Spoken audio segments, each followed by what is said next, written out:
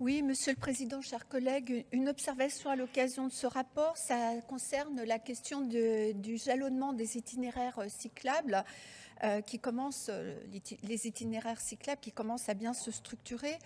On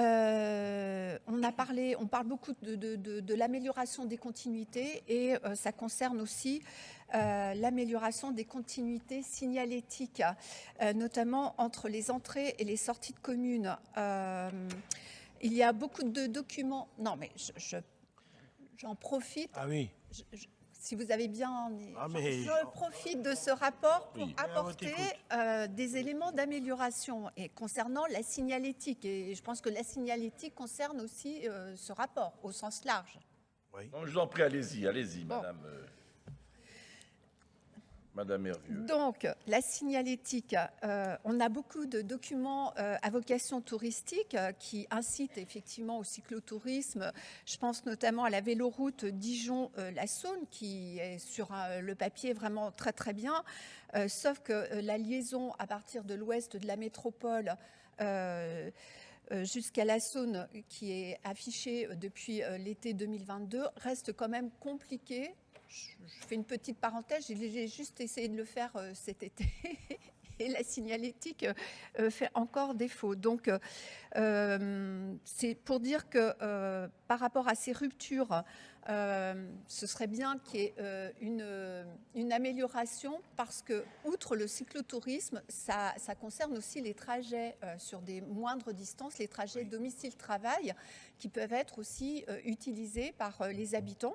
Les habitants dont le renouvellement, les déménagements font qu'ils ne connaissent pas forcément la finesse des itinéraires dans leur territoire. Donc, c'est vraiment à la collectivité aussi de contribuer à améliorer cette connaissance et toujours en cohérence avec les documents à visée communicationnelle qui sont diffusés, et c'est très bien, sauf que des fois, il y a entre les documents et la réalité des écarts. Voilà, c'est une contribution encore une fois, pour améliorer l'ensemble du système réseau cyclable.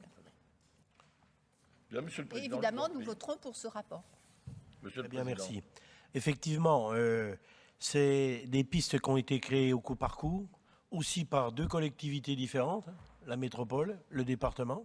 C'est vrai qu'aujourd'hui, les usagers, ils ne voient pas la différence. Mais c'est vrai que je rappelle aussi quand même qu'au niveau de l'information, on a une cartographie qui existe. Je regarde ma collègue, oui, qui est de Côte d'Or Attractivité. Alors c'est vrai que c'est quand même une information qui existe si les gens veulent aller la chercher pour pouvoir connaître ces pistes. Alors après, mettre de la signalétique tous les 150 ou 200 mètres, c'est quand même pas l'idéal non plus. Vous avez bien compris qu'il ça s'agissait pollue pas de ça, non. effectivement cet environnement. Mais c'est vrai qu'aujourd'hui, on peut aussi peut-être envisager dans l'avenir d'autres systèmes comme on les connaît aujourd'hui au niveau des usagers de la route avec nos véhicules légers. Mais ça peut être aussi pour le vélo. Merci beaucoup.